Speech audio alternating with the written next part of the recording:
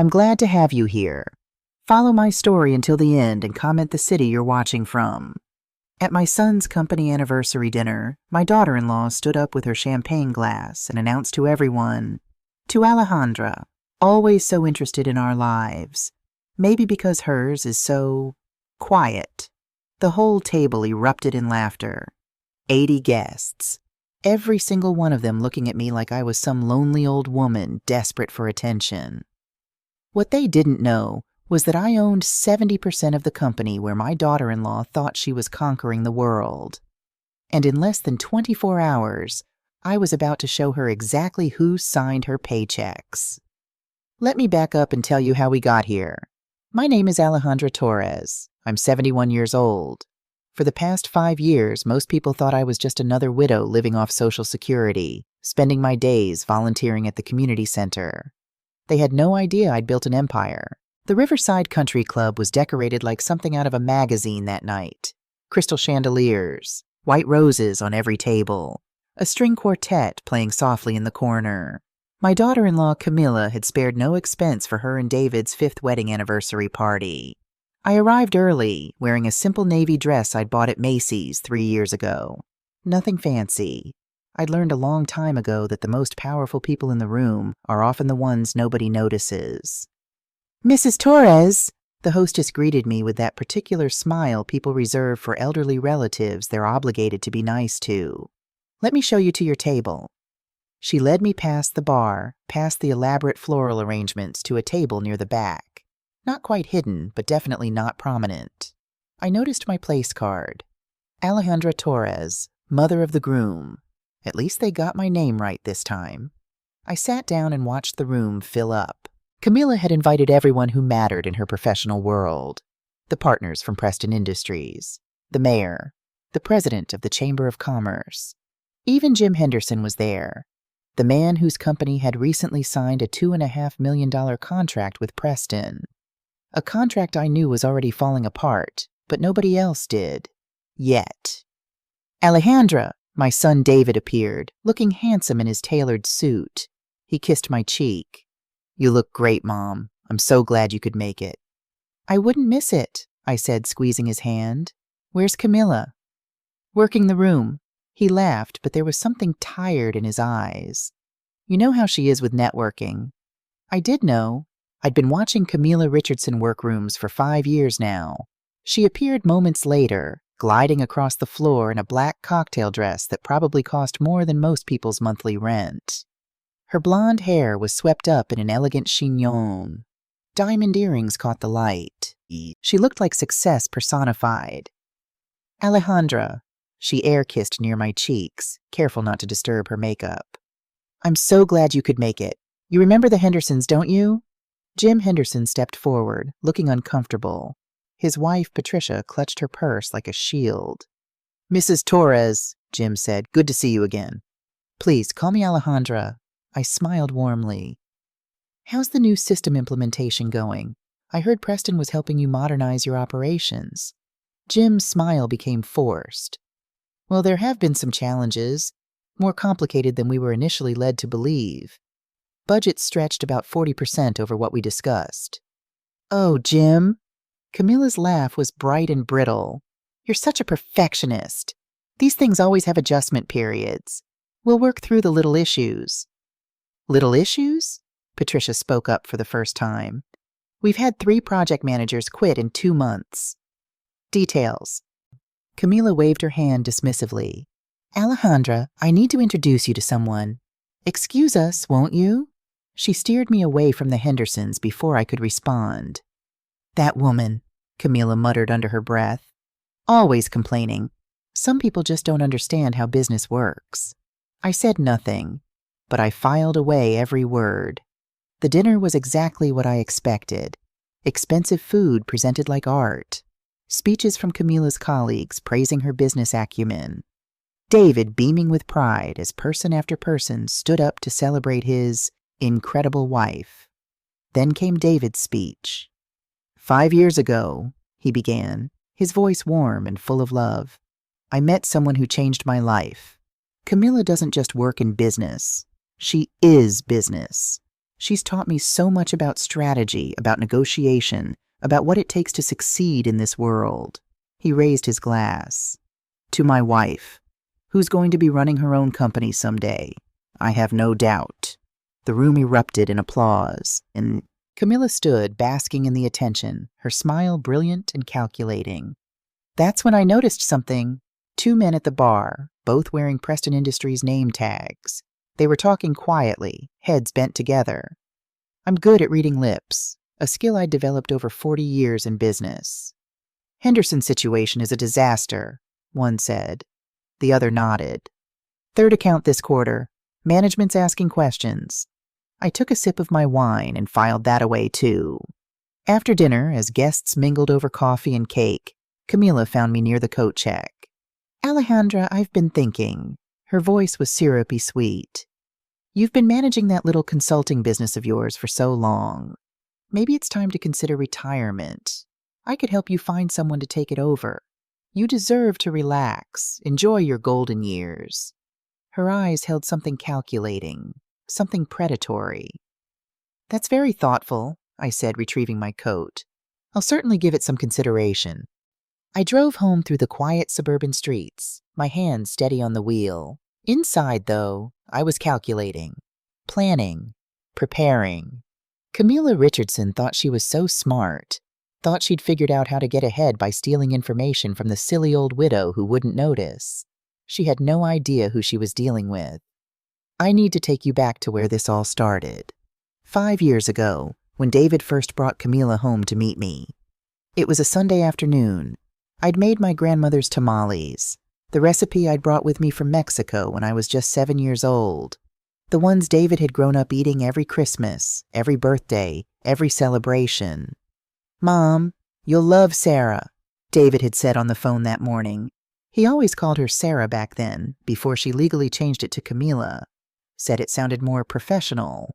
She's got this incredible business sense. She just became the top salesperson at her company.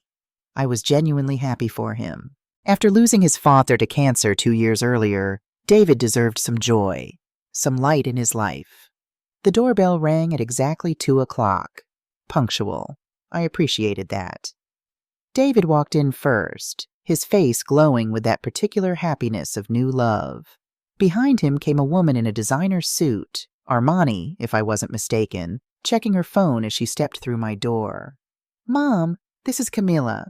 Camila, this is my mother, Alejandra. Mrs. Torres. Camila extended her hand, her grip firm but brief. David has told me so much about you.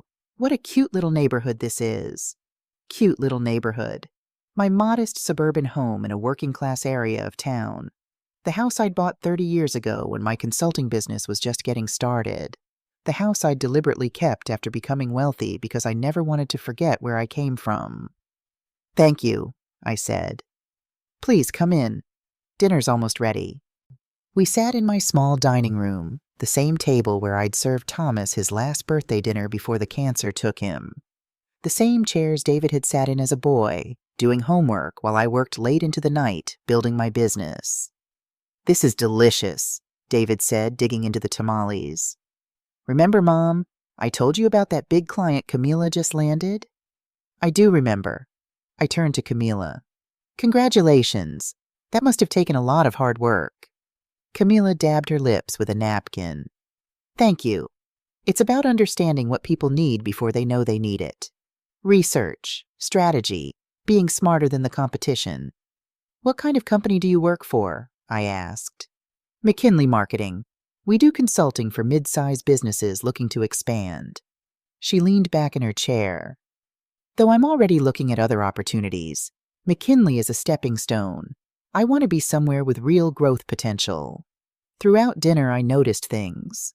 The way she steered every conversation back to herself.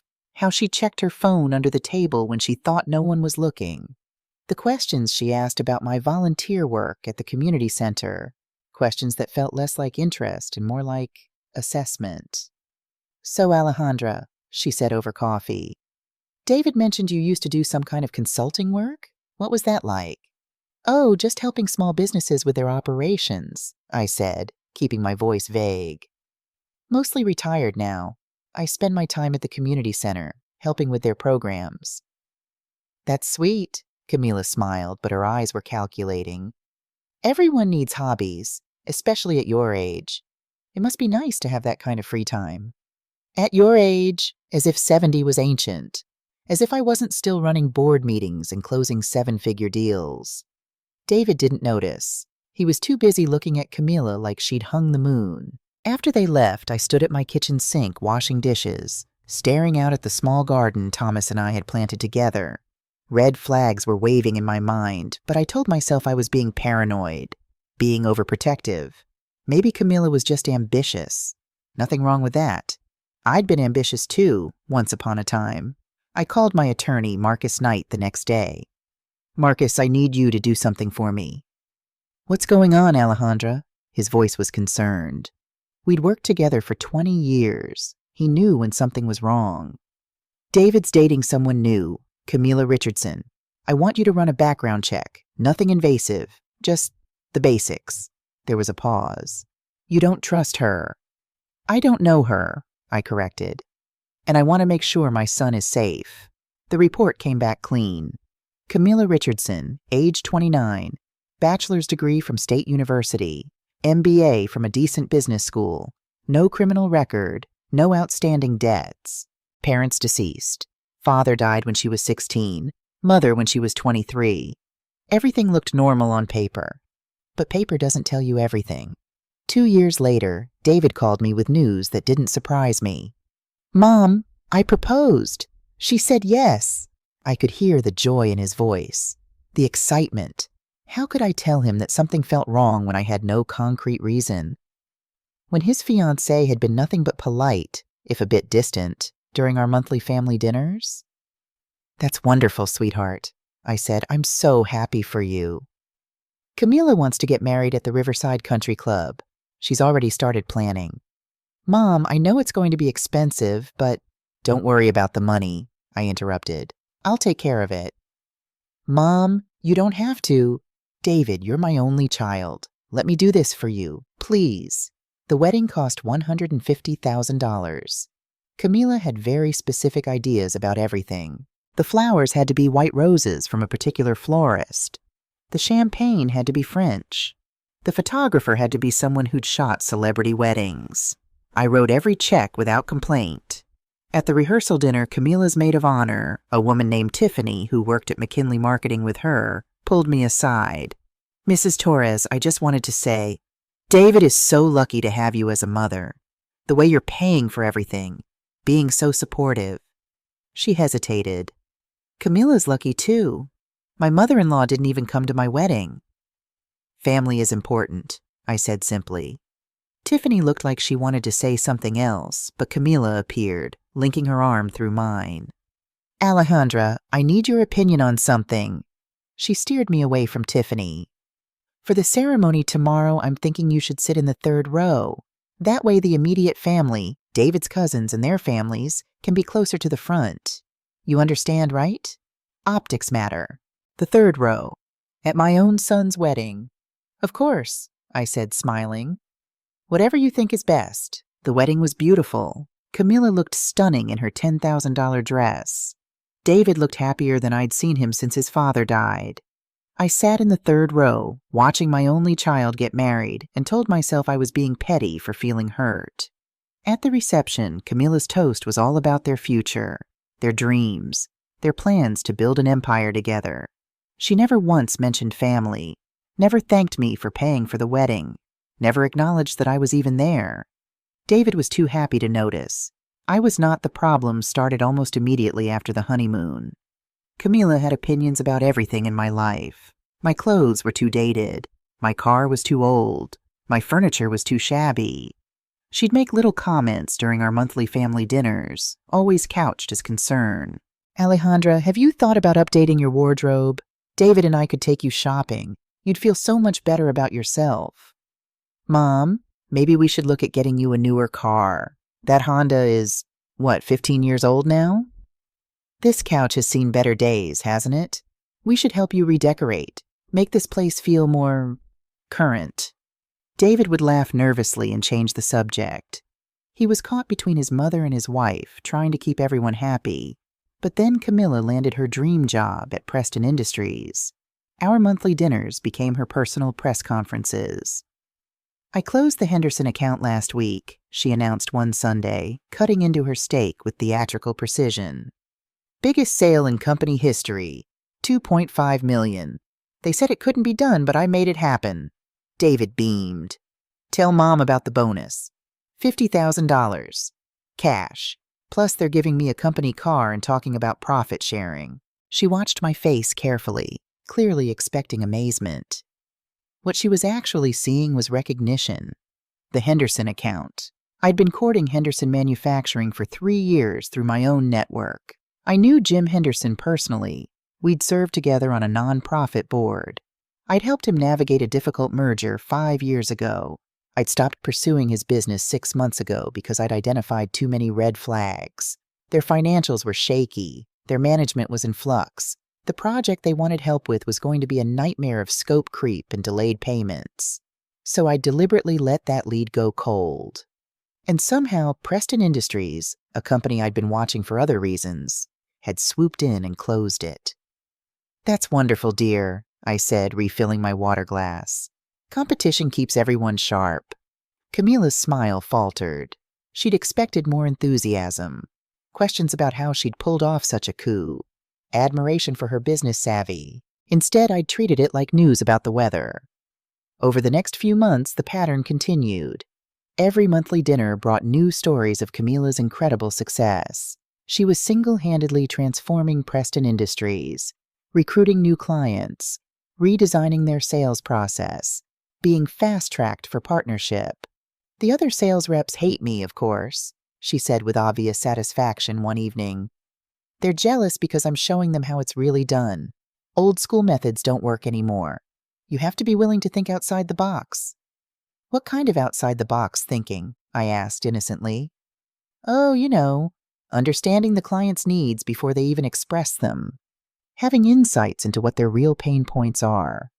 Being one step ahead of the competition." She was so proud of herself, so confident that no one would ever question where those insights came from. But I was keeping score. In 6 months, Preston Industries had stolen 3 major clients from my consulting network. Not from Torres Consulting directly. That was too small, too obscure for Camilla to even know about. But from clients who'd had preliminary discussions with my people. Each time, the pattern was the same. Preston would approach them with proposals that addressed their specific concerns. Concerns that weren't public knowledge. Concerns that someone would only know if they'd had access to confidential discussions. The problem was, I'd never told David about these clients, never mentioned them at family dinners. So how was Camilla getting the information? I called Marcus again. "I need you to look into something," I said. "Preston Industries, their recent business development. Specifically, any connection to someone in my family." Marcus was quiet for a moment. "Alejandra, are you sure you want to go down this road?" "I'm already on this road, Marcus. I just need to know where it leads." The report came back 2 weeks later. Marcus called me instead of emailing, always a bad sign. "Can you come to my office?" His voice was carefully neutral. "This afternoon, if possible." I drove downtown to Marcus's law firm, my mind racing through possibilities. Traffic was heavy. My hands were steady on the wheel, but my heart was pounding. Marcus's office was on the 15th floor, all dark wood and leather chairs. Professional. Expensive. He'd come a long way from the young attorney who'd helped me incorporate my first business 40 years ago. "Sit down," he said, gesturing to the chair across from his mahogany desk. "This isn't easy." He laid out a series of documents. Financial records, payment statements, email headers, not the full emails, not yet, but enough to establish a pattern. "Camilla Richardson has been receiving monthly payments from Preston Industries," Marcus said. $8,500 a month for the past 8 months. Officially, it's for strategic business intelligence consulting. My stomach dropped, even though I'd suspected something like this. "The timing is interesting," Marcus continued. "The payment started right after you mentioned, casually at a family dinner, that you were considering some new client relationships in the healthcare sector." I remembered that dinner. David had asked about my volunteer work at the community center. I'd mentioned just in passing that I was helping coordinate a program with 3 local hospitals. Nothing specific, nothing confidential. 3 weeks later, Preston Industries announced a new healthcare consulting division. "There's more," Marcus said. "The payments are classified as consulting fees, which is technically legal, but the timing of every payment corresponds with Preston landing a contract that your network had been pursuing." He pulled out another document. "This is a list of every client Torres Consulting Network lost to Preston in the past 8 months, cross-referenced with the dates of your family dinners." The correlation was undeniable. Every major client loss happened within 2 weeks of a family dinner where I'd mentioned, however casually, something about upcoming opportunities or client discussions. "Marcus I said slowly. "Camila has been using information from our family conversations to help Preston steal my clients." "That would be my assessment." He leaned back in his chair. "The question is, what do you want to do about it?" I stared at the documents spread across his desk. 8 months of betrayal. 8 months of my daughter-in-law sitting at my table, eating my food, smiling to my face while systematically undermining my business. "I need to know the full scope," I said. "How deep does this go? Is it just the consulting fees or is there more?" "I'll dig deeper." Marcus's expression was grim. "But Alejandra, you need to prepare yourself. When we expose this, David is going to be devastated." "I know." My voice was barely a whisper. "But he needs to know the truth, even if it breaks his heart." I drove home in a daze. The suburban streets that usually felt safe and familiar seemed different somehow, darker. That night I couldn't sleep. I lay in bed staring at the ceiling, thinking about the woman my son had married, trying to understand her motives. Camila wasn't stupid. She had to know that corporate espionage, because that's what this was, carried serious legal consequences. She had to know that stealing confidential information was wrong. So why do it? The answer came to me around 3 in the morning, because she thought she could get away with it. Because she'd looked at me and seen a harmless old widow. Someone too trusting, too naive, too out of touch to recognize what was happening.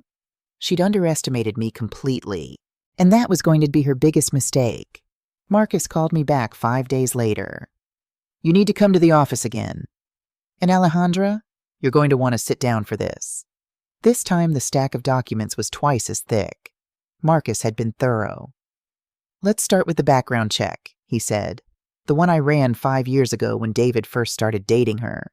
I nodded. It came back clean.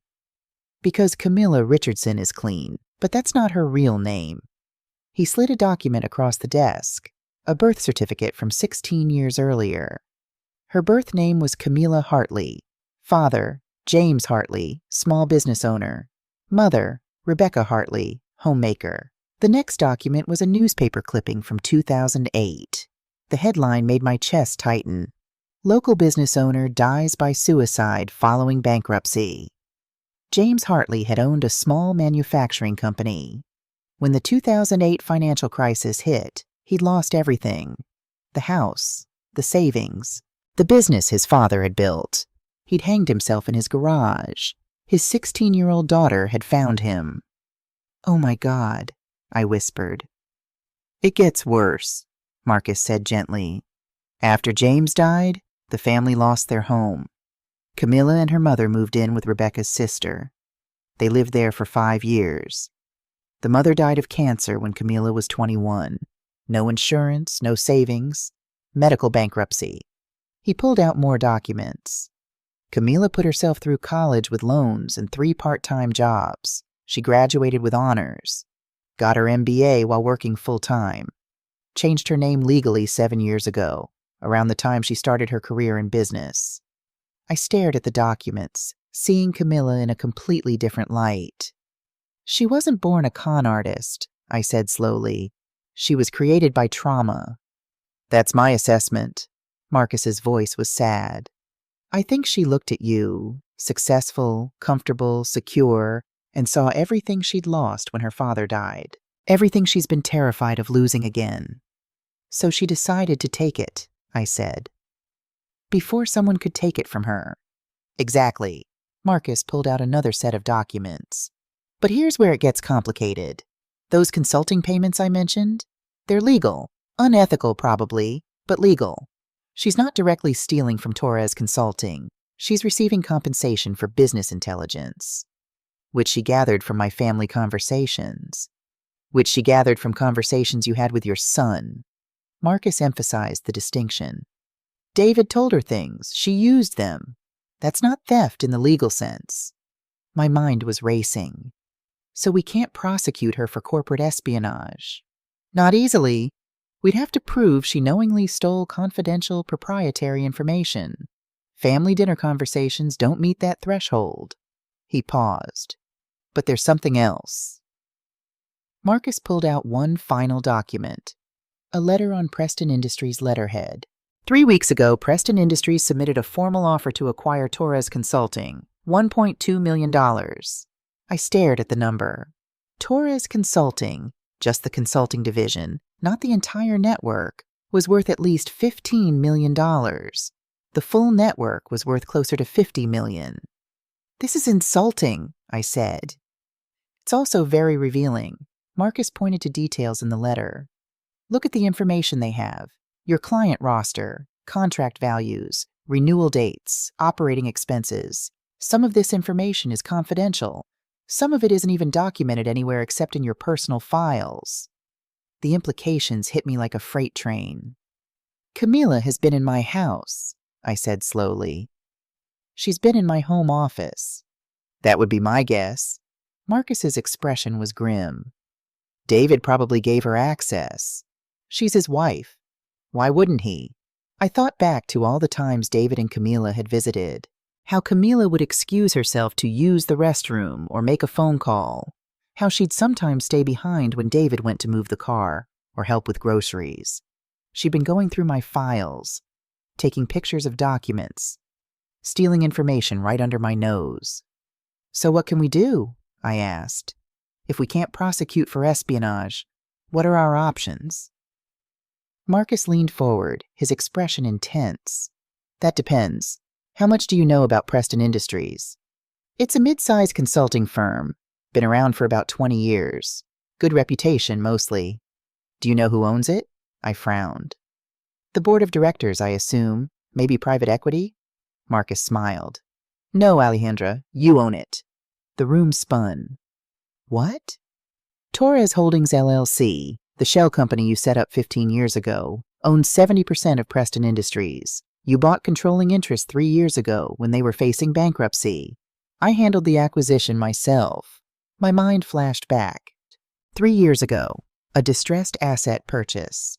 I'd invested $12 million to save a failing consulting firm with plans to restructure and grow it. I'd kept the acquisition quiet. Let Preston operate independently while I worked behind the scenes to improve their systems, their processes, their culture. Oh my God, I breathed. Camila has been working for me this entire time. Yes. Marcus's smile was grim. Every client she stole from Torres Consulting ultimately benefited your bottom line because Preston is your subsidiary. Every bonus she earned came from your investment capital.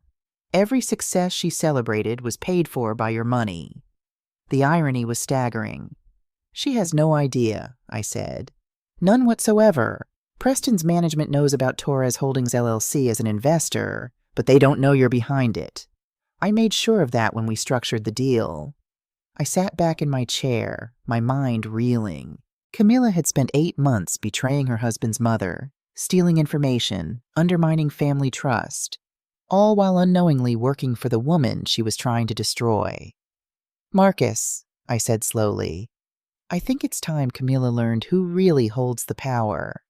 We spent the next 3 hours planning. Marcus was brilliant at this. He'd built his career on complex corporate litigation and hostile takeovers. He knew exactly how to structure what we were about to do. First, he said, we need to secure your legal position. If Camila realizes what's happening, she might try to claim you manipulated her or set her up. How do we prevent that? Documentation. We're going to document everything. Every conversation. Every payment. every stolen client. We'll build a timeline that shows clearly that you were the victim here, not the aggressor." He pulled out a legal pad and started making notes. "Second, we need to decide how public you want this to be. Do you want to expose Camilla publicly, press charges, or handle this privately within the family?" I thought about David, about how devastated he'd be when he learned the truth about his wife. "I want to give David a chance to see the truth for himself," I said slowly. "I don't want to be the villain in his story. I want him to see who Camilla really is." "That's tricky." Marcus tapped his pen against the pad. "If we wait too long, she might do more damage. But if we move too fast, David might think you're attacking his marriage." "Then we need to set a trap," I said. "Something that will make Camilla reveal herself." Marcus looked at me with new respect. "What did you have in mind?" "Next month is David and Camilla's 5th anniversary. She's planning a big party at the Riverside Country Club. 80 guests, all her professional contacts. I saw the invitation. What if that party became the venue for the truth?" I leaned forward. "What if we let Camilla have her moment of triumph, and then show everyone exactly who she really is?" Marcus was quiet for a long moment. "That's risky. Public humiliation can backfire." "I'm not talking about humiliation." I shook my head. "I'm talking about revelation. Let her succeed. Let her celebrate. Let her feel like she's won. And then, quietly, privately, show her the truth about who she's been playing against. And David? David will be there. He'll see it all. He'll see his wife's reaction. He'll see who she really is when she thinks no one important is watching." Marcus nodded slowly. "Okay, but we need insurance. If this goes sideways, we need to be protected." "What kind of insurance?" He pulled out his phone. "I'm going to have Preston's board call an emergency meeting. We're going to establish formal ethics policies, clear guidelines about conflicts of interest, documentation requirements for any consulting arrangements." "Won't that tip off Camilla?" "No. We'll position it as standard corporate governance. Companies do this all the time. She won't think twice about it." "And if she violates the new policies?" "Then we have grounds for termination with cause. No severance. No unemployment. And depending on what she does, potential legal consequences." I nodded. "Do it." The next 3 weeks were some of the hardest of my life. I had to sit at family dinners, smile at Camilla, pretend everything was normal while knowing what she'd done, what she was still doing. At one dinner, she mentioned, casually, like it was nothing, that Preston was considering a major acquisition. "We're looking at smaller consulting firms," she said, cutting her chicken with delicate precision. "Companies that are outdated, not keeping up with modern business practices. The owners are usually older people who don't understand digital transformation, easy targets for acquisition." "Sounds interesting," I said mildly. "Have you identified any specific targets?" Camilla's eyes gleamed. "A few. There's one in particular, Torres Consulting, I think it's called. The owner is getting older, probably ready to retire. They have some decent client relationships we could leverage." David looked confused. "Wait, isn't that—" "Yes," I said calmly. "That's my company." The silence at the table was deafening. Camilla's fork stopped halfway to her mouth. Her face went pale. "You're what?" she managed. "Torres Consulting. I own it. Have for 40 years. I could see her mind racing, trying to recalculate, trying to figure out if this changed anything. "I didn't realize," she said slowly. "I thought you just volunteered, did some consulting on the side." "I did a bit more than that," I smiled. "But I can understand the confusion. I don't really talk about work at family dinners. It's more pleasant to focus on other things." David was staring at me. "Mom, you never told me you still owned a consulting business." "You never asked, sweetheart." I patted his hand. "It's not that important. Just something I do to keep busy." But I could see Camilla's mind working. See her realizing that the outdated company she'd been planning to acquire was mine. That the clients Preston had been stealing were mine. that she'd made a terrible miscalculation. "Well," she said, recovering with impressive speed, "what a funny coincidence. Small world." "Isn't it?" I agreed pleasantly. The rest of dinner was awkward. Camila kept checking her phone. David kept giving me confused looks. I ate my meal calmly, knowing that I'd just planted a seed that was about to grow into something Camila couldn't control. After dinner, as David and Camila were leaving, I walked them to the door. "Camila," I said quietly, "if Preston is seriously interested in acquiring Torres Consulting, you should have them send a formal proposal. I'm always open to discussions." Her smile didn't reach her eyes. "Of course. I'll mention it to the team." After they left, I called Marcus. "She knows," I said, "or at least she suspects." "Good." His voice was satisfied. "Now she'll either back off, which protects you, or double down, which gives us more evidence." "I think she's going to double down." "Then we'll be ready." Which brings us back to where we started. The Riverside Country Club. The 5th anniversary party. 80 guests watching Camila Richardson celebrate her success. And me, sitting at a table near the back, holding all the cards while everyone thought I was holding nothing. Camila's toast was everything I expected. "5 years ago, I married the love of my life," she said, raising her champagne glass. "David has supported me through everything, my career, my dreams, my ambitions." She smiled at the crowd. "Some people thought I couldn't make it in this business, that I was too young, too inexperienced, too ambitious. But I proved them wrong." Her eyes found me across the room. "And I did it despite having to deal with people who were jealous of my success. People who couldn't understand that the business world has changed, that old methods don't work anymore." There it was. The dig. The insult. So here's to everyone in this room who believed in me, who supported me, who understood that success means being willing to do whatever it takes. She raised her glass higher. And to Alejandra, always so interested in our lives, maybe because hers is so quiet. The laughter from 80 guests washed over me. I stood up slowly, my purse in my hand. I walked to the front of the room, my low heels clicking on the hardwood floor. Every eye was on me. I pulled out a business card, not from Torres Consulting, but from Torres Holdings, LLC, and I slid it across the table to Camila. "Actually," I said, my voice carrying clearly through the suddenly silent room, "I'm quite interested in your life, Camila, because I own 70% of Preston Industries, have for 3 years, which means I own your career. You could have heard a pin drop. I also own Torres Consulting, the company you've been trying to acquire, and I own the building where Preston's headquarters is located, and I own about 40% of the clients you think you stole from me." Camila's face had gone from pale to ashen. "So when you say I have a quiet life, you're right. I prefer to work quietly, behind the scenes. Let other people take credit while I actually run things." I turned to the crowd, my voice calm and clear. "But I think it's time everyone knew the truth about who really signs the paychecks around here." The silence in that ballroom lasted maybe 5 seconds, but it felt like an eternity. Camila's champagne glass slipped from her fingers. Crystal shattered on the marble floor.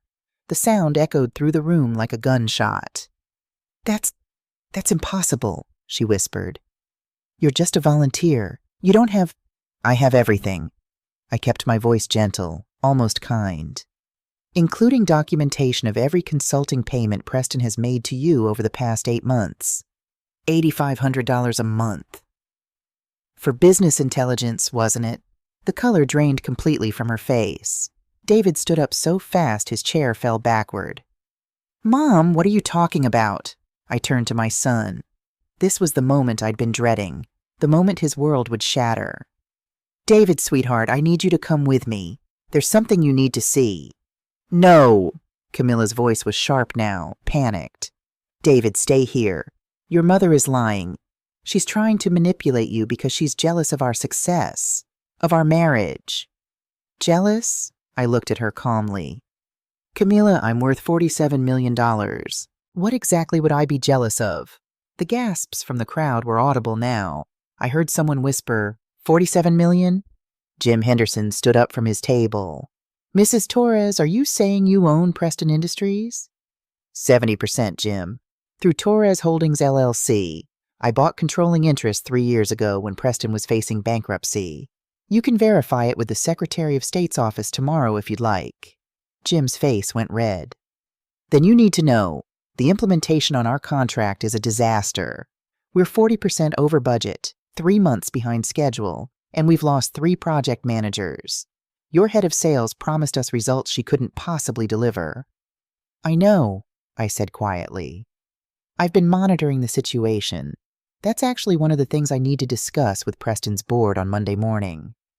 Robert Manning, Preston's CEO, was staring at me like I'd grown a second head. Your Torres Holdings? I thought the investor paperwork said. The paperwork was intentionally vague. I prefer to work behind the scenes. Let management run the company without interference. I looked directly at him. But when there are ethics violations happening under your watch, I have to step in. Ethics violations? Robert looked genuinely confused. We'll discuss it Monday. 9 a.m. conference room. Bring your head of HR and your general counsel.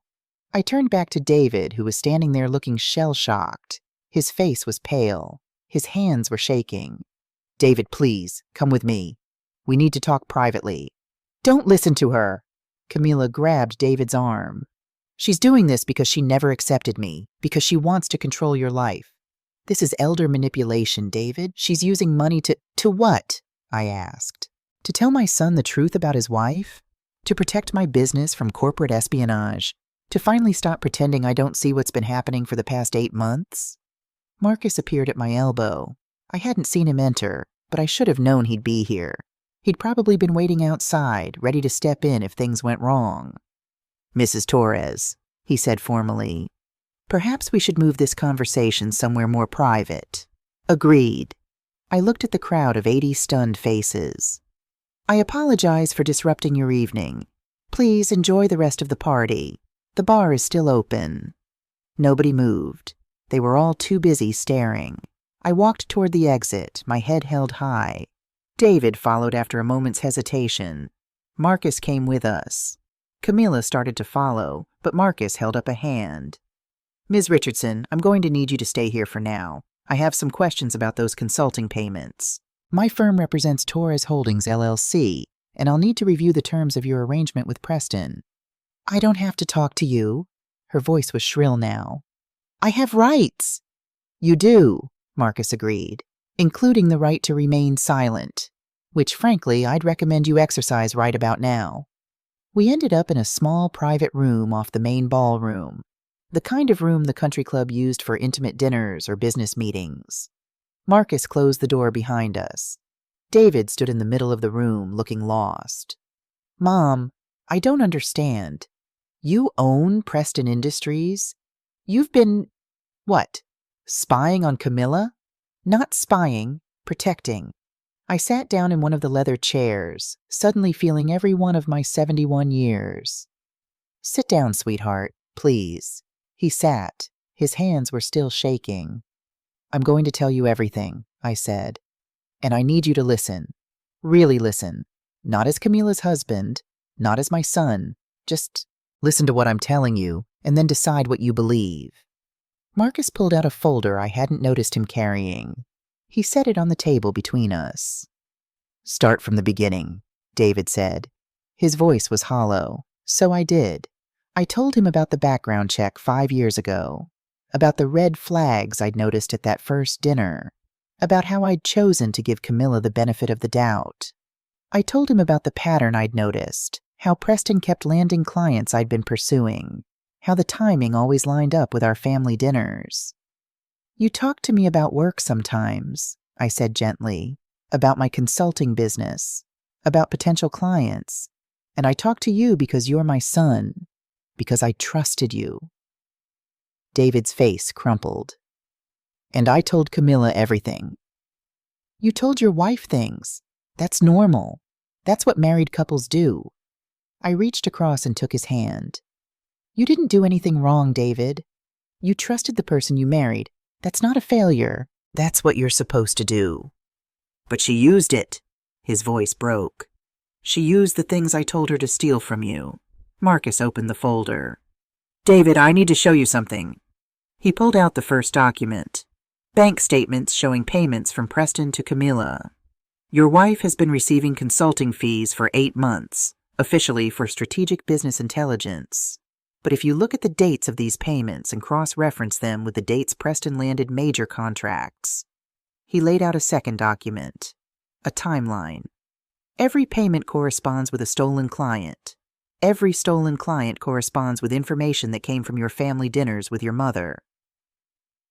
David stared at the documents. She was getting paid to betray my mother? She was getting paid to provide competitive intelligence, Marcus corrected. Which would be legal if she were obtaining that intelligence through legitimate means. Market research, public records, industry contacts. But she wasn't. He pulled out another document. This is from Preston's proposal to acquire Taurus Consulting. Look at the information they have. David read through it, his face getting paler with each line. Some of this is from Mom's home office. I've seen these files. Camilla couldn't have gotten this from casual conversation. No, I said quietly. She got it by going through my files when she visited my house. When you thought she was using the bathroom or making phone calls. Oh, God. David put his head in his hands. I gave her access. I told her to make herself at home. His voice broke. How could she do this? Marcus and I exchanged glances. This was the moment we had to decide how much to tell him. David, I said gently, there's more you need to know about Camilla, about who she really is. I told him everything Marcus had discovered, about James Hartley, about the bankruptcy and the suicide, about a 16-year-old girl finding her father's body in the garage. She changed her name 7 years ago, I said. Legally, became Camilla Richardson instead of Camilla Hartley. Started over. David looked up, his eyes red. Why didn't she tell me? About her father, about what happened? Because she was ashamed, Marcus said. Or afraid, or both. Trauma does strange things to people, David. Your wife watched her family lose everything. Watched her father choose death over bankruptcy. That kind of experience, it changes you. So you're saying she's not really a criminal? David's voice held desperate hope. She's just damaged? She's both, I said carefully. She suffered terrible trauma, and she responded to that trauma by deciding that security, money, status, power was the only thing that mattered. That she'd do whatever it took to never be powerless again. Including using me. David's voice was flat now. Including marrying me to get access to your business. I wanted to lie to him, to tell him that Camilla had loved him, that the marriage was real even if her methods were wrong. But I'd promised myself I would give him the truth. I don't know if she married you specifically to get to me, I said honestly. Marcus found evidence that she'd researched our family before you met, that she knew I was successful in business. But I also think she genuinely cared about you, David. I don't think that was fake. How can you say that? His voice rose. After everything she did, because I watched her with you for 5 years, I saw how she looked at you when you weren't looking at her. I saw genuine affection, maybe even love. I squeezed his hand. People are complicated, David. Camilla can love you and still use you. She can want security and still care about your happiness. The human heart is capable of holding contradictory things. Marcus cleared his throat. There's one more thing, David. Something you need to know before you talk to Camilla again. He pulled out the final document. 3 days ago, your wife tried to transfer $500,000 from your business account to an offshore account in the Cayman Islands. David went absolutely still. What? The bank's fraud prevention system flagged it and blocked the transfer. They called me because I'm listed as your business attorney. I've been investigating for the past 72 hours. $500,000. David's voice was barely audible. That's everything. My entire business savings, the down payment for the new office, the payroll reserve. Yes. She tried to steal everything I've worked for. Yes. David stood up abruptly. The chair scraped against the floor. He paced to the window, stared out at the parking lot. I need to talk to her, he said finally. I need to hear her say it. Why she did this. If any of it was real. David, I started. I know, Mom. Oh, I know what you're going to say. That talking to her is dangerous. That she'll manipulate me. That I should just walk away. He turned to face me, and I saw something new in his eyes. Something harder. But I need to do this. I need to hear the truth from her. Not from bank statements and legal documents. From her. I looked at Marcus. He nodded slightly. Okay, I said, but not alone. Marcus will be with you, and you need to record the conversation for legal protection. I don't care about legal protection right now. David's laugh was bitter. I just want to understand how the person I loved could do this to me, to my mother, to us. We found Camilla exactly where we'd left her, still in the ballroom, but now sitting at a table with her head in her hands. The party had dissolved. Most of the guests had left. A few stragglers remained at the bar, drinking and whispering. Robert Manning was gone. So were the Hendersons. So were most of the Preston Industries employees who'd been celebrating just an hour ago. Camilla looked up when she heard us approaching. Her makeup was smeared. Her perfect hair had come loose from its pins. She looked smaller, somehow. Diminished. David, she breathed. David, please, let me explain. Conference room, Marcus said firmly. Now, we're not doing this in public. The country club manager, probably alerted by the earlier drama, had already prepared one of the small conference rooms for us. 4 chairs, a table, a box of tissues on the credenza. Very thoughtful. Camilla sat across from David. I sat beside my son. Marcus stood near the door, his phone discreetly positioned to record.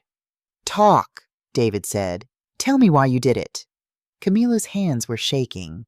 She twisted her wedding ring around and around her finger. I didn't mean for it to go this far, she said. I swear, David, I never meant... The truth, Camilla. David's voice was hard. No more manipulation. No more excuses. Just tell me the truth. She took a shaky breath. When I met you, I thought your mother was just... ordinary. A widow living on Social Security. Someone who volunteered to fill her days. And I thought... She stopped, clearly struggling with what to say next. You thought what? David prompted. I thought we'd be taking care of her someday. Financially. And I was okay with that. Because I loved you. Because taking care of your mother was part of loving you. But then, I said quietly. Camilla looked at me.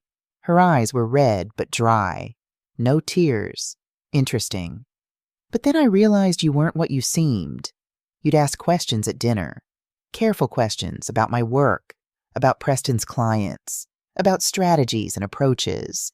And I started to wonder if you were assessing me somehow, testing me. I was making conversation, I said. Getting to know my daughter-in-law. Were you? Camilla's voice held an edge. Or were you gathering intelligence on your competitor? Preston wasn't my competitor. Preston is my subsidiary. I didn't know that. Her voice rose. How was I supposed to know? You never told anyone. You played this game of pretending to be nobody while secretly being... She gestured helplessly. Whatever you are. A businesswoman, I said calmly. I'm a businesswoman who chose to keep her professional life private from her family. That's not manipulation. That's boundaries. But you used the information I gave you. Camilla leaned forward. You admitted it. You used what I told you at family dinners to protect your business, to stay one step ahead of Preston. I paused. She had a point. A small one. But still. You're right, I said. When I realized information was leaking, I started being more careful about what I shared. I used our dinners to test my suspicions, to see if Preston would act on information I deliberately planted. So you were manipulating me. Camilla's voice was triumphant now. You set me up. No. David's voice cut through the tension. Don't do that, Camilla. Don't try to make this about Mom being the bad guy. She protected herself after realizing you were stealing from her. That's not the same as you stealing in the first place. Camilla turned to him, her expression desperate. David, I did it for us, for our future. Your mother has millions. We were struggling. Your business was barely profitable. We had debt. I was trying to build something so we'd never have to worry. By stealing. David's voice was flat. By betraying my mother. By taking consulting fees to provide information about my family. By being smart, Camilla shot back. By recognizing an opportunity and taking it. That's how business works, David. That's how people get ahead. And the $500,000? Marcus spoke up for the first time. How does stealing from your husband's business account fit into your plan for our future? Camilla went still. What? The transfer you attempted 3 days ago. $500,000 to a Cayman Islands account. Want to explain that? She looked at David. I watched her mind work, saw her trying to find an explanation that would make it okay. That was insurance, she said finally. In case things went wrong. In case you got caught, Marcus finished. In case your corporate espionage was exposed and you needed to disappear with as much money as possible. I wasn't going to disappear. Camilla's voice was shrill now. I was just being prepared, being smart. You were stealing from me. David stood up. From me, Camilla. Not from some corporation, not from a competitor, from your husband. David, please, did you ever love me? His voice broke on the question. Was any of it real, or was I just a tool to get to my mother's money? For the first time, Camilla's carefully constructed facade cracked. Her face crumpled. Real tears, not manipulative ones, started to fall. I did love you, she whispered. I do love you. David, you have to believe me. When I met you, when we first started dating, I didn't know anything about your mother's business. I fell in love with you, really loved you. But, David prompted, but then I found out about her money, about her company, and I thought, she wiped at her tears, I thought, why should we struggle when she has so much? Why should I work 80 hours a week for scraps when there's this fortune just sitting there? So you decided to steal it. David's voice was hollow. I decided to be smart about our future. Camilla slammed her hand on the table. Your mother was never going to just give you money. She was keeping you dependent, keeping you small. I wanted us to be successful. I wanted us to be secure. Is that so wrong? Yes, I said quietly. Yes, Camilla, it is wrong, because it wasn't your money to take. It wasn't your information to sell, and you didn't just betray me. You betrayed David. You used his trust, his love, his innocence. Camilla stared at me. You're one to talk about manipulation. You've been pulling strings this whole time, playing us like puppets. I protected my business, I said. And I protected my son. That's not the same as what you did. David was standing with his back to us now, staring at the wall. His shoulders were shaking. I realized he was crying. David? Camilla's voice was soft, uncertain. He turned around. His face was wet. His eyes were red. But his voice was steady. I want a divorce. Camilla went white. David, no, please. We can fix this. We can go to counseling. We can— $500,000, Camilla. David's voice was quiet but firm. You tried to steal everything I've worked for, everything I've built, while smiling at me, while sleeping next to me, while telling me you loved me. I do love you. No. David shook his head. You love security. You love money. You love the idea of never being poor again. I understand why. God knows after what happened with your father, I understand why. But you don't love me. You love what I could give you access to. That's not true, isn't it? David's laugh was bitter. If I was broke, Camilla, if I had nothing, if my mother had nothing, would you have married me then? The silence was damning. That's what I thought. David turned to Marcus. What do I need to do? For the divorce? For all of it? Marcus pulled out another folder. I took the liberty of preparing preliminary paperwork. Given the attempted theft, you have grounds for fault-based divorce. You can also file for an emergency order protecting your assets. Do it. David, wait. Camila stood up. You can't just, I have rights. This is my home too. My marriage too. You can't just throw me away because your mother convinced you. My mother didn't convince me of anything. David's voice was cold. Your actions did that all by themselves. The bank statements convinced me. The consulting payments convinced me. The $500,000 you tried to steal convinced me. He walked to the door, then paused and looked back. I really did love you, Camila. I thought we were building a life together, a partnership, but you were just using me. And I can't, his voice broke. I can't be married to someone I can't trust.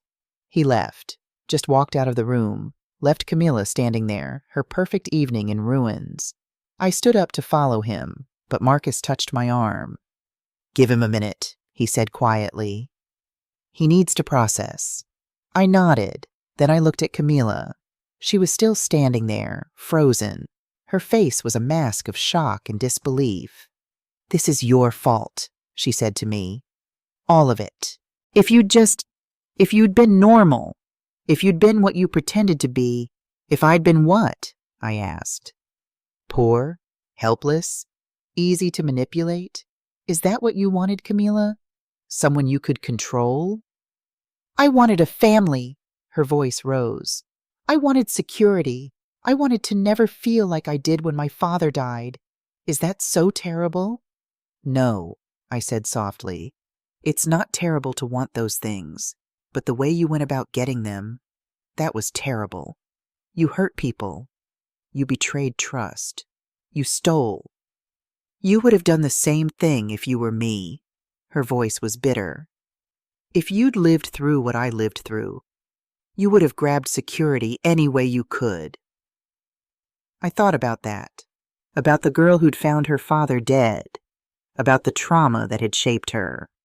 Maybe, I said honestly, maybe if I'd experienced what you experienced, I would have made different choices, worse choices. I don't know. But Camila, I met her eyes. Trauma explains behavior. It doesn't excuse it. You still made choices, you still hurt people, and you still have to face the consequences. She stared at me for a long moment. Then she laughed. It was a terrible sound, hollow and broken. Consequences, she repeated. You're going to destroy me, aren't you? You and your lawyers and your money. No, I said. I'm going to let you destroy yourself. There's a difference. I walked to the door, paused, looked back. Camila, I'm genuinely sorry for what happened to your father, for what you went through. No child should have to experience that. But you're not a child anymore. You're a woman who made choices, who hurt people, and now you have to live with that.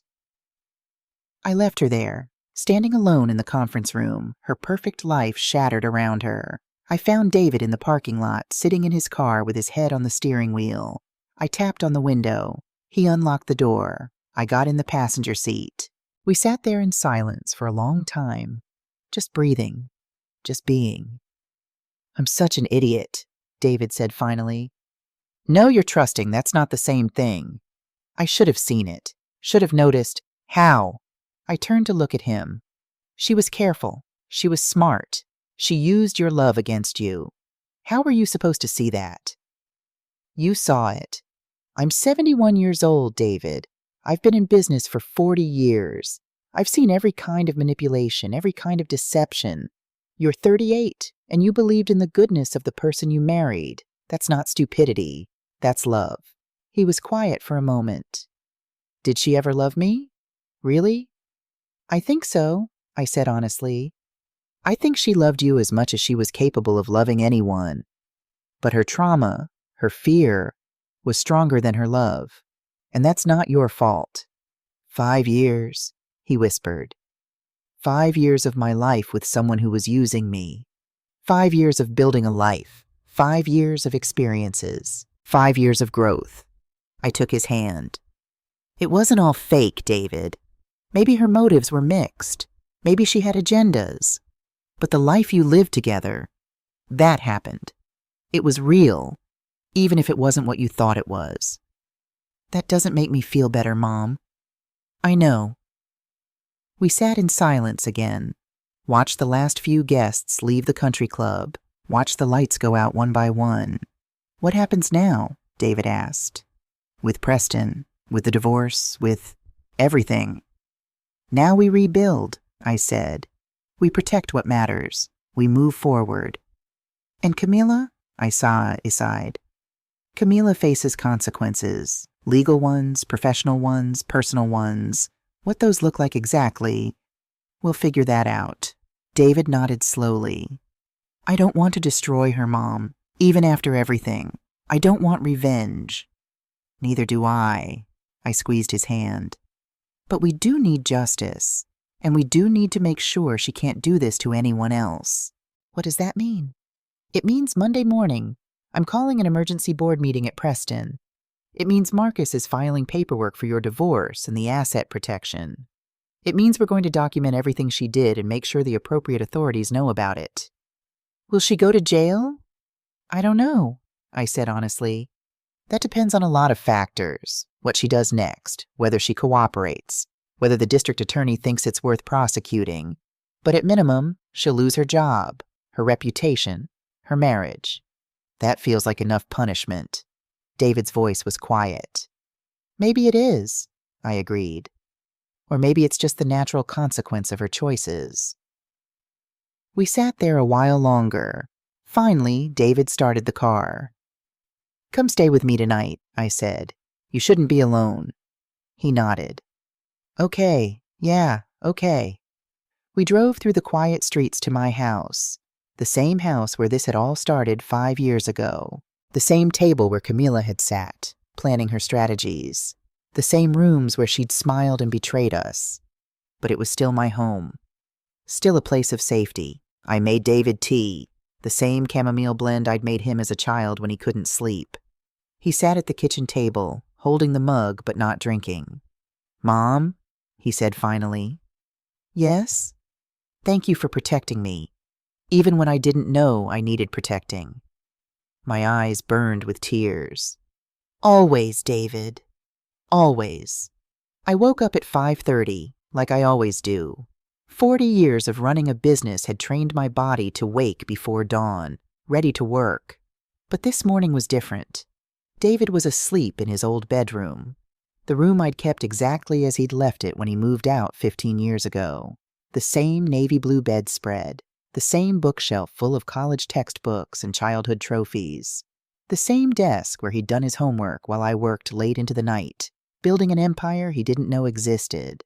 I made coffee, strong and black, sat at my kitchen table watching the sun come up over the neighborhood where I'd raised my son alone after cancer took his father. My phone buzzed, a text from Marcus. Board meeting confirmed for 9 a.m. Robert Manning wants to talk beforehand. 8 a.m. at his office? I texted back. I'll be there. Another buzz. This one from a number I didn't recognize.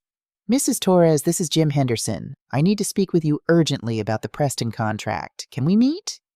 And another. Alejandra, it's Patricia Henderson.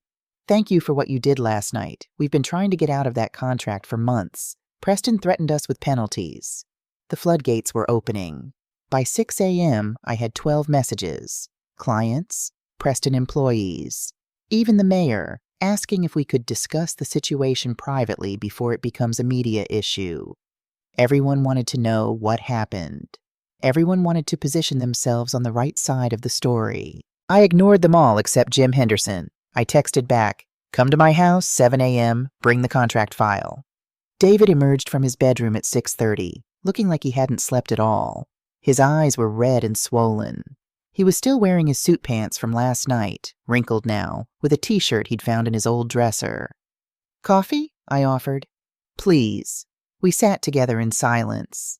Sometimes the best thing you can do for someone who's hurting is just be present. Just exist in the same space, breathing the same air, sharing the same quiet. I keep thinking I should feel angrier, David said finally, but I just feel empty. The anger will come, I said. Right now you're in shock. Your brain is protecting you from feeling everything at once. Is that what happened when Dad died? This numbness? I thought back to those terrible weeks after Thomas's funeral. The strange disconnection from reality. The feeling of moving through water. Yes, I said. Grief looks different for everyone, but numbness is part of it. This feels like grief. David stared into his coffee. Grieving someone who's still alive. Grieving the person I thought she was. That's exactly what it is, I said softly. You're mourning the death of your marriage, the death of who you thought Camila was. That's real loss, David. Don't let anyone tell you it's not. The doorbell rang at exactly 7 a.m. Jim Henderson stood on my porch, looking exhausted. He carried a thick accordion file folder. Mrs. Torres, thank you for seeing me on such short notice. Come in, Jim. Coffee? God, yes. We sat at my dining room table, the same table where Camila had gathered her intelligence, where she'd smiled and stolen and plotted. Jim spread out the contract documents, page after page of technical specifications, deliverables, payment schedules. This is a nightmare, he said bluntly. Preston promised us a complete system overhaul, cloud migration, process automation, change management. They said it would take 6 months and cost $2.5 million. And the reality? I asked. 9 months in, we're not even halfway done. We've spent $3.8 million. We've had 4 different project managers. The system they're implementing doesn't actually do what they promised. And when we try to exit the contract, they threaten us with liquidated damages of $2 million. David was reading over my shoulder. That's not just poor execution. That's fraud. That's what our lawyers say. Jim looked at me. But Preston has deep pockets for legal battles. We don't. So we've been trapped, bleeding money, watching our company suffer. I read through the contract carefully, and there, in section 12.4, I found exactly what I was looking for. Jim, this contract has a performance clause. If the vendor fails to meet agreed-upon milestones, the client can terminate without penalty. Preston claims they are meeting milestones. They redefine them every month. Did you agree to the redefinitions in writing? No, it's all been verbal. Emails at most. I smiled. Then they're in breach. You can terminate. Today if you want. Jim's face flooded with relief. Are you sure? I'm sure. And as of 9 a.m. this morning, I'm taking active control of Preston Industries. I'll personally ensure you exit this contract cleanly. No penalties, no legal battles. Why would you do that? Jim asked. After everything. After what your daughter-in-law did. Camila is not my daughter-in-law anymore, I said firmly. And she's not representative of my business practices. I built my reputation over 40 years on integrity and quality work. Preston will return to those standards. Starting today. Jim shook my hand. Thank you, Alejandra. Truly. After he left, David looked at me with something like awe. You just saved his company. I saved my reputation, I corrected. Jim Henderson is respected in this community. If word got out that a Torres company was running fraudulent contracts, it would damage everything I've built. Still, you didn't have to help him. Yes, I did. I met my son's eyes. Because this is who we are, David. This is what separates us from people like Camila. We do the right thing even when it costs us something, especially when it costs us something. Robert Manning's office was on the 10th floor of Preston Industries headquarters, a building I technically owned but had never actually visited. I'd always managed my investment remotely, through Marcus and quarterly reports. Robert was waiting when I arrived at 8 a.m. He was younger than I'd expected, maybe 45, with gray at his temples and worry lines around his eyes. Mrs. Torres. He stood as I entered. I apologize for not recognizing you last night. The acquisition paperwork went through Torres Holdings, LLC, and I was told the principal investor preferred to remain anonymous. I did prefer that, I said, sitting across from his desk. I believe in letting management run their companies without interference from investors, but circumstances have changed. Camilla Richardson. Robert's jaw tightened. I need to know, how much of what she told us was stolen information? I pulled out the timeline Marcus had prepared. These are the contracts Preston landed in the past 8 months. These dates mark my family dinners where relevant information was discussed. You'll notice the correlation. Robert studied the documents, his face darkening. My God, she was feeding us intelligence from your own network. Yes, and we were paying her consulting fees on top of her salary. He looked sick. Mrs. Torres, I swear to you, I had no idea. Camila told us she had industry contacts, sources who provided market intelligence. We thought she was just exceptionally well connected. Did you ever question how she knew so much? Robert was quiet for a moment. I should have. Looking back, there were red flags. She'd know things about competitors that weren't public knowledge. She'd have insights into client pain points that seemed too specific. But she was getting results, and He stopped. I didn't ask the right questions because I didn't want to know the answers. That's honest, I said. It's also inexcusable. Robert stood up and walked to his window. Preston Industries was my father's company. He built it from nothing. When he died 5 years ago, I took over, and I almost destroyed it. We were bleeding money, making bad decisions, losing clients. That's when Torres Holdings invested. That's when you saved us, Robert corrected. Your capital and your guidance pulled us back from bankruptcy, and I repaid you by hiring someone who was stealing from you. You didn't know who I was. That doesn't matter. He turned to face me. I'm the CEO. The buck stops here, so I'm offering you my resignation, effective immediately. I considered that. Robert Manning was a decent man who'd made mistakes but wasn't corrupt. He was the kind of CEO who could learn from this, who could help rebuild. Resignation denied, I said. Robert blinked. Ma'am? You made mistakes, Robert, but you weren't malicious. You were desperate to save your father's company, and Camilla exploited that desperation. I stood up. What I need from you now isn't resignation. It's leadership, real leadership. Help me fix this mess. How? First, we terminate Camilla Richardson for cause, immediately.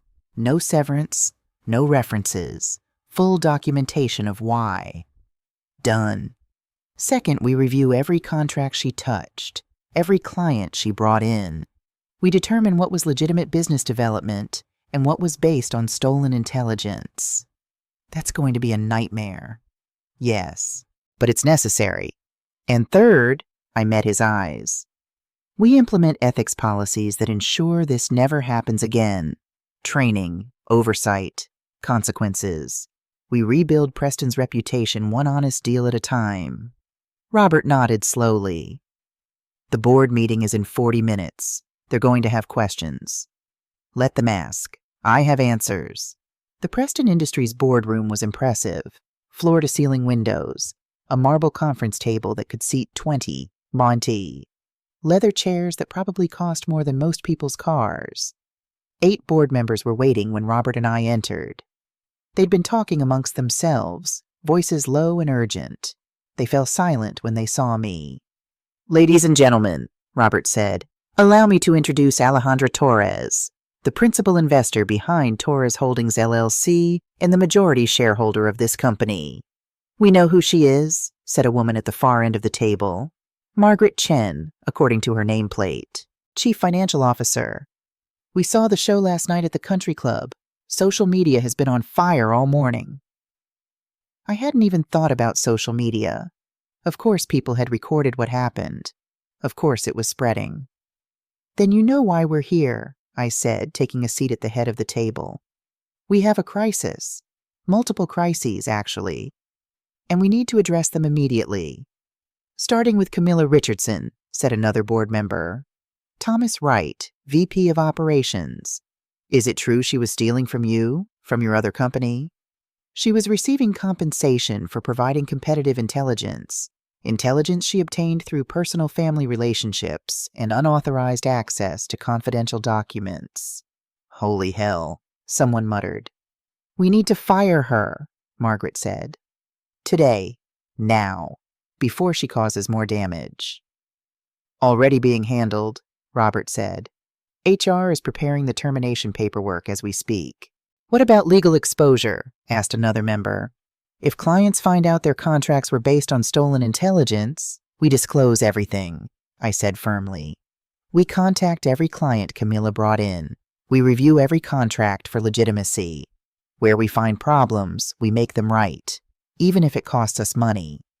That could bankrupt us, Thomas protested. No, I said. Covering this up could bankrupt us.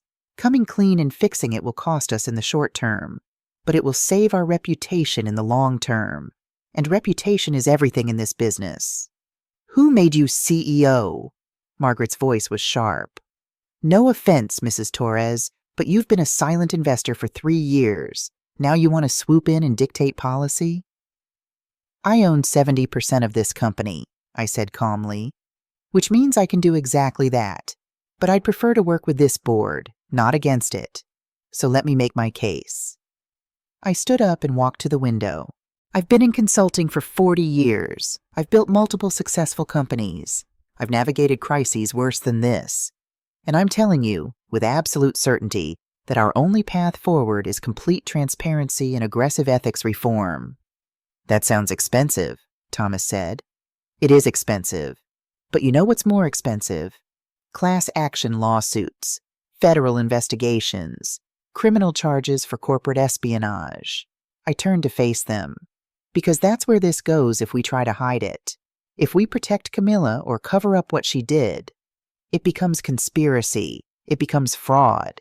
It destroys everyone in this room. That got their attention. So here's what we're going to do, I continued. We terminate Camilla for cause. We conduct a full internal investigation.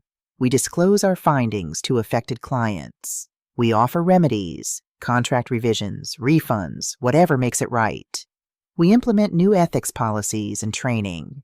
And we rebuild trust, one honest interaction at a time. And if clients sue us anyway? Margaret asked. Then we defend ourselves with the truth. We made mistakes. We hired the wrong person. But when we discovered the problem, we fixed it aggressively and transparently. That's a defensible position. Covering it up is not. The board members looked at each other.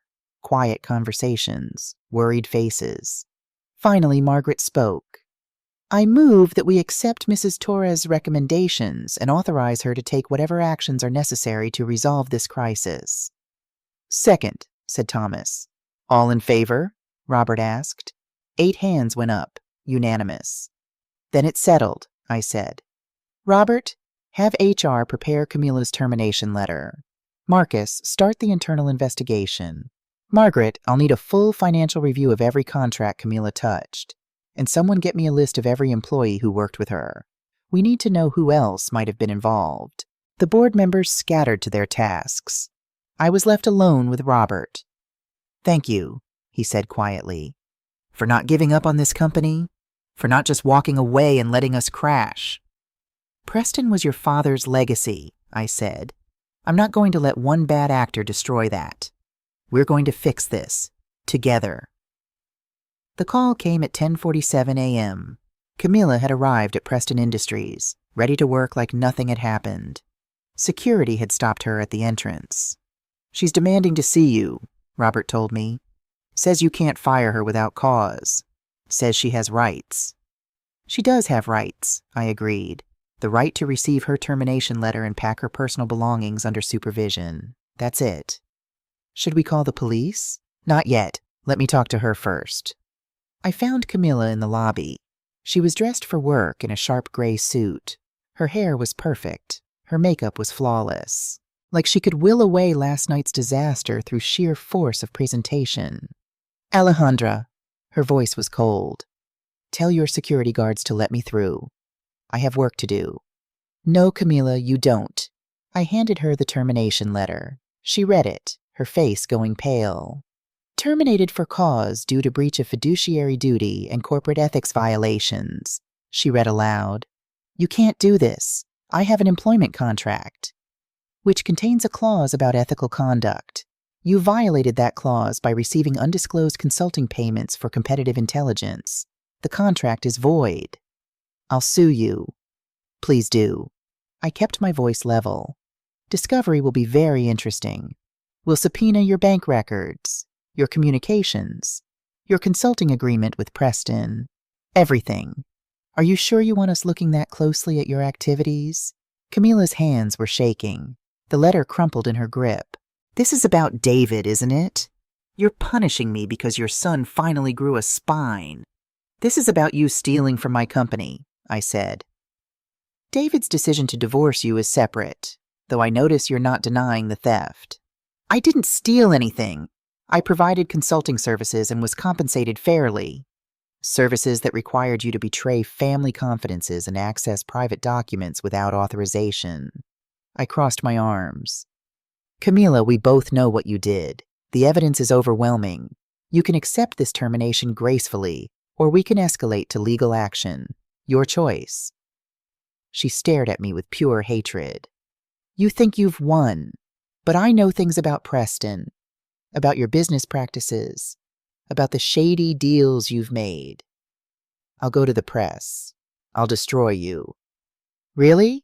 I pulled out my phone. Please do. I'm recording this conversation, by the way, so go ahead. Tell me what shady deals you think I've made. Camila's mouth opened and closed. She had nothing. Because there was nothing. 40 years of building businesses the right way. 40 years of documentation and transparency and following the rules. That's what I thought, I said. Now security will escort you to your office. You have 15 minutes to collect personal items only. Company property stays here. Your access cards and keys need to be returned. And Camila, I leaned closer. If you take any files, any documents, any proprietary information, I will have you arrested. Do you understand? This isn't over, she hissed. Yes, I said quietly. It is. Security escorted her to the elevators. I watched her go, feeling nothing but sadness. This woman had so much potential, so much intelligence and drive, and she'd thrown it all away because she couldn't distinguish between ambition and theft. What a waste. By noon, the story had exploded. Business executive exposes daughter-in-law's corporate espionage at anniversary party, read the headline on the Business Journal's website. The article was surprisingly fair. It outlined the facts: Camila's consulting payments, the stolen clients, the attempted theft from David's account. It included quotes from Preston's official statement about terminating an employee for ethics violations. But the comments section was brutal. Gold digger got what she deserved. This is why you don't mix family and business. That old lady is savage. I love her. Anyone else think the mother-in-law set this up? Feels manipulative. My phone wouldn't stop ringing. Reporters wanted interviews. Business associates wanted to check in. Even some of my competitors called, probably hoping to find weakness they could exploit. I ignored them all except one call, the district attorney's office. Mrs. Torres, this is Assistant DA Jennifer Park. I'm calling about the situation with Camila Richardson. Yes? We've received your attorney's documentation of her activities. I need to ask, are you planning to press charges? I'd been thinking about this question all morning. What would the charges be? I asked. Potentially corporate espionage, theft, fraud, depending on how we structure the case. But Mrs. Torres, I need to be honest with you. These cases are hard to prosecute, corporate espionage especially. We'd have to prove she knowingly stole proprietary information, that the information was actually proprietary, that damages occurred. What are you saying? I'm saying if you want to pursue criminal charges, we'll investigate. But it might be a long, expensive process with no guaranteed outcome. The alternative is to handle this civilly. Sue her, get a judgment, move on. I thought about David, about how a criminal trial would drag him through months of testimony, how he'd have to relive the betrayal over and over. Let me think about it, I said. I'll get back to you.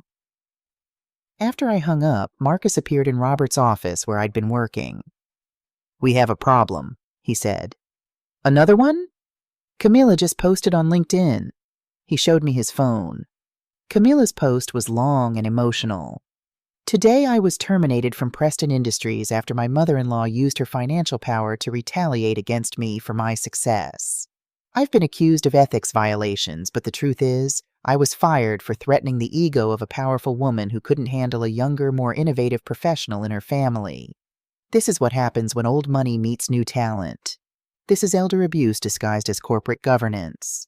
I will be fighting this termination and exposing the truth about Torres Holdings and Preston Industries. Stay tuned." "Oh, for God's sake," I muttered. The post already had 247 likes and 89 comments, most of them supportive. "She's positioning herself as the victim," Marcus said. "Playing the generational warfare card. Young innovative woman versus old traditional gatekeeper." "It might work," I admitted. "People love that narrative." "So how do we respond?" I thought about it. "We don't. Not yet. Let her talk. Let her tell her story. The more she says, the more she'll contradict herself.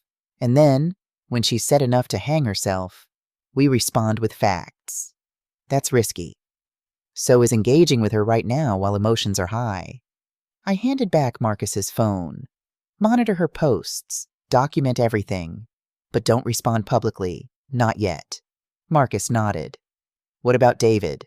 Is he seeing this?" "Probably." "He's going to be hurt." "Yes, and I'll be there for him when he needs me. But David is stronger than Camila thinks. He'll survive this." The next 48 hours were a blur of meetings, phone calls, and damage control. Preston's clients were surprisingly understanding. Most of them had suspected something was wrong with Camila's methods. They appreciated the transparency. Several even expanded their contracts as a show of support. The Henderson situation was resolved with a complete contract restructure and a $50,000 credit toward future services. Preston's employees were shaken, but rallied around the ethics reforms. Several came forward with information about Camila's behavior. Nothing illegal, but plenty of unethical. She'd taken credit for other people's work, bullied junior staff, created a toxic environment on the sales team. The picture that emerged was of someone who'd been enabled for too long because she got results. Never again. But Camila wasn't going quietly. On day 3, she filed a wrongful termination lawsuit, not just against Preston, against me personally, against David, against Marcus. The complaint was outrageous. 23 pages of accusations. Age discrimination. I'd fired her because I was threatened by younger women. Gender discrimination. I favored male employees. Intentional infliction of emotional distress. I'd orchestrated a public humiliation. Interference with business relationships. I'd poisoned her professional reputation. And, most bizarrely, elder abuse. I'd manipulated David into turning against his wife. The damages she was seeking, $15 million.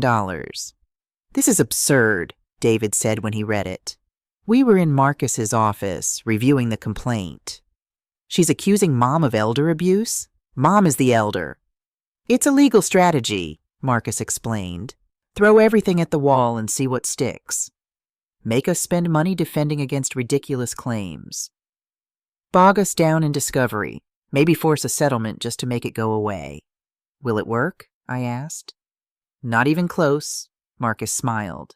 "She's filed in federal court, which means everything becomes public record, including her consulting payments, including the attempted theft from David's account, including all the evidence of corporate espionage.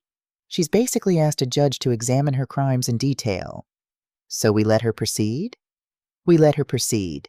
We respond to the complaint with a motion to dismiss. We attach all our evidence as exhibits, and we let the judge see exactly what kind of plaintiff we're dealing with. But that same day, Camila escalated further. She gave an interview to a local TV station. I watched it that evening with David, both of us stunned by her audacity. "I married into what I thought was a loving family," Camila said, tears running down her carefully made-up face. But my mother-in-law couldn't handle the fact that I was successful, that I was bringing prestige to the family name. She saw me as competition instead of as a daughter. The interviewer leaned forward sympathetically. What happened at the anniversary party? She publicly humiliated me in front of 80 people. She accused me of stealing, which is completely false, and turned my own husband against me, all because I was more successful in business than she expected me to be. Didn't she say she owned the company you worked for? She claims that, but I've worked at Preston for 3 years and never once heard her name mentioned. Now suddenly, after I become successful, she appears and claims ownership? It's suspicious. It feels like manipulation. Unbelievable, David breathed. The interview went on. Camila talked about how she'd grown up poor, how she'd worked 3 jobs to put herself through college, how she'd finally achieved success only to have it stolen by someone who resented her youth and ambition. She even cried when talking about David. I love my husband so much. I thought we were building a life together, but his mother has poisoned him against me. She's convinced him that I'm some kind of criminal when all I did was work hard and succeed. The interviewer asked about the consulting payments. That was legitimate work, Camila said firmly. I provided market research and industry analysis to Preston. Many professionals do consulting on the side. There's nothing illegal or unethical about it. But Alejandra Torres has twisted it into something sinister because she wants to control her son's life. After the interview ended, David just sat there, staring at the blank TV screen. She's lying, he said finally. About everything. About us. About you. About what she did. I know. People are going to believe her. She's good at this. She's good at making herself look like the victim. Some people will believe her, I agreed. Some people will always believe the person who cries on camera. But David? The people who matter? They'll see through it. They'll see the evidence. They'll see the truth. Will they? I turned to face my son. Do you believe her? Do you think I'm manipulating you?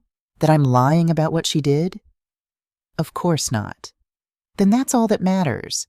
You know the truth. I know the truth. Marcus knows it. The Preston board knows it. The evidence proves it. I took his hand. Camila can tell her story to anyone who'll listen, but she can't change the facts. 1 week after Camila's TV interview, Marcus called an emergency meeting. We have a situation, he said. A big one. David and I met him at his office. He had that look, the one he got when he'd discovered something significant. I've been investigating Camila's background more deeply, he said, following up on some inconsistencies in her employment history. And I found something. He laid out a series of documents. Camila Richardson, or Camila Hartley as she was born, has done this before. My stomach dropped. What? Not exactly the same, but similar patterns. 7 years ago, before she met David, she was briefly engaged to a man named Patrick Morrison, son of Elizabeth Morrison, who owned Morrison Consulting Group in Chicago. He pulled up a photo, a younger Camila with a handsome man in his 30s. The engagement lasted 8 months. During that time, Morrison Consulting lost 3 major clients to a competitor. There was an internal investigation. Nothing was ever proven, but Camila left the company abruptly. The engagement ended. Morrison Consulting shut down 6 months later. Oh my God, David whispered. Before that, Marcus pulled out more documents. She dated a man named Ryan Webster for 2 years. His mother owned Webster Financial Services. The relationship ended badly. Webster Financial Services was audited by the IRS shortly after. No charges were filed, but the company's reputation was damaged. She's done this before, I said slowly. This isn't just about trauma from her father's death. This is a pattern, a strategy. It appears so. Marcus's face was grim. She targets successful men with wealthy mothers, gains access to family businesses, extracts what value she can, then moves on when things fall apart. David looked sick, so I was just a mark, a target? We don't know that for certain, I said quickly. The previous situations might have been coincidental. Or they might have been learning experiences that led to her behavior with us. But David, I gripped his hand, this doesn't mean she didn't care about you. People are complicated. She might have genuinely loved you while also seeing an opportunity. That doesn't make me feel better, Mom. I know. Marcus cleared his throat. There's more. I contacted both previous families. Elizabeth Morrison wouldn't talk to me. She's still bitter about losing her company. But Ryan Webster's mother agreed to a phone call. She said, and I'm quoting here, "That woman is poison. She destroyed my son's life and nearly destroyed mine. If you're dealing with her now, lawyer up and document everything." Did she provide evidence? Some. Enough to establish a pattern of behavior. Enough to show that what happened with us isn't isolated. I thought about this. Can we use this information? In the wrongful termination lawsuit? Absolutely. It goes to her character, shows a pattern of unethical behavior, makes our case stronger. What about criminal charges? Marcus hesitated. That's harder. Each individual incident might not reach the threshold for prosecution, but the pattern might interest the DA, especially if we can show a consistent method of operation. David stood up abruptly. I need air. I can't. He walked out of the office. I started to follow, but Marcus stopped me. Let him process, he said.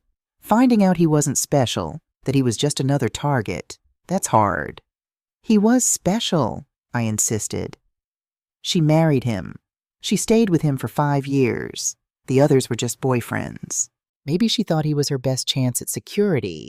Or maybe, Marcus paused, maybe she actually did love him, as much as she was capable of loving anyone. And that scared her, so she fell back on what she knew. Manipulation, theft, control. I thought about that. About a woman so damaged by trauma that she couldn't accept love without trying to control it, without trying to monetize it. How sad, how utterly, devastatingly sad. I found David sitting in his car in the parking garage. He wasn't crying. He was just staring at nothing. I got in the passenger seat. I'm an idiot, he said flatly. No. I fell for the oldest con in the book. Rich guy, vulnerable after losing his dad, meets beautiful woman who pays attention to him. Tale as old as time. David, how many times did she research my family before we met? How long did she watch us? How carefully did she plan this? We don't know that she planned it, I said. Maybe she really did fall for you. Maybe the research came later, after she realized your family had money. Does it matter? He turned to look at me. Either way, I was a fool. You were trusting. That's not the same as foolish. Isn't it? His laugh was bitter. I ignored every warning sign, every weird question, every time she steered conversations toward your business. I just thought she was interested, supportive. Because that's what partners should be. She tried to steal $500,000 from me, Mom. His voice broke. While I was sleeping next to her every night, while I was telling her I loved her, she was planning to rob me and disappear. I had no answer to that, because he was right. The betrayal was total, complete. I don't know how to trust anyone again, David whispered. How do I know the next person isn't just using me too? How do I know what's real? You don't, I said honestly. You can't know for certain. That's the risk of loving someone. You have to choose to trust even though you might be hurt again. That's a terrible answer. It's the only honest one I have. I took his hand. David, Camilla hurt you. Badly. But she doesn't get to ruin your ability to love, to trust, to build relationships. That's giving her too much power. So what do? You heal. You take time. You go to therapy. You rebuild yourself. And eventually, when you're ready, you try again. With someone worthy of your trust this time. What if I choose wrong again? Then you'll survive it. Like you're surviving this. Because you're stronger than you think, David. Stronger than Camilla ever gave you credit for. We sat in silence for a while. Just breathing. Just being. Finally, David spoke. What are you going to do about the lawsuit? About Camila's campaign against you? I'm going to tell the truth, I said, clearly, publicly, with evidence, and then I'm going to let the chips fall where they may. She's going to fight dirty. Probably. But I've been in business for 40 years, David. I've survived hostile takeovers, market crashes, competitors who played dirty. Camila Richardson is smart, but she's not the first person who's tried to destroy me. Did the others succeed? I smiled. What do you think? The next day, I did something I'd been avoiding. I agreed to an interview, not with a small local station, with a major business news network, the kind with millions of viewers and fact-checkers and investigative reporters. Are you sure about this? Marcus asked. Going public means you lose control of the narrative. I've already lost control of the narrative, I pointed out. Camila's been telling her story all week. It's time I told mine. The interview was scheduled for the following Monday. That gave me 5 days to prepare, to gather evidence, to decide how much I wanted to reveal. I spent those 5 days working with Marcus and a media consultant. We practiced answers to hostile questions. We assembled documents. We created a timeline of events with irrefutable evidence. And we made a decision. We would tell everything. The consulting payments, the stolen clients, the attempted theft from David's account, the pattern with previous boyfriends, all of it. If we hold back, it looks like we're hiding something, the media consultant said. Full transparency is your best defense. On Monday morning, I drove to the studio. David came with me, moral support. Marcus was already there, files in hand. The interviewer was Patricia Morgan, a journalist known for tough but fair reporting. She didn't waste time on pleasantries. Mrs. Torres, your daughter-in-law has accused you of age discrimination, gender discrimination, and manipulation. How do you respond? I looked directly at the camera. With facts, I said. Camila Richardson was terminated from Preston Industries because she received undisclosed consulting payments for providing competitive intelligence. Intelligence she obtained by stealing from my family business. These are the bank records showing 8 months of payments totaling $68,000. I laid out the documents. These are the contracts Preston won using information Camila gathered from private family conversations. These are the emails where she discusses managing my son to extract information. And this is the bank record showing her attempt to transfer $500,000 from my son's business account to an offshore account 3 days before her termination. Patricia's eyebrows went up. That's quite an accusation. It's not an accusation. It's documentation. I pulled out more files. These are statements from Preston employees describing Camila's unethical behavior. These are statements from clients who felt misled by her promises. And these, I paused for effect. These are records from 2 previous relationships where similar patterns occurred. Wealthy men, successful mothers, business losses following Camila's involvement. You're saying your daughter-in-law is a con artist. I'm saying she has a pattern of behavior that involves targeting successful families and extracting financial benefit through deceptive means. Whether that's legal or illegal is for courts to decide. But it is documented, it is provable, and it is not age discrimination or gender discrimination. It's consequence for unethical behavior. The interview went on for 30 minutes. Patricia asked hard questions. I answered them with evidence and calm logic. At the end, she asked, "What do you want viewers to know about this situation?" I thought carefully about my answer. "I want them to know that this breaks my heart," I said. "I welcomed Camila into my family. I paid for her wedding. I tried to build a relationship with her. And she used that openness to steal from me, to use my son, to damage my business." My voice wavered slightly. Not manufactured emotion, real grief. But I also want people to know that Camila Richardson is a product of trauma. Her father died by suicide after losing everything. She watched her family fall apart. That kind of pain changes you. And while it doesn't excuse her behavior, it does explain it. She's not evil. She's broken. And she's making terrible choices because she's terrified of being powerless again. That's remarkably compassionate given what she's done to you. I'm 71 years old, I said. I've learned that holding on to anger only hurts yourself. I can acknowledge Camila's pain while still holding her accountable for her actions. Both things can be true.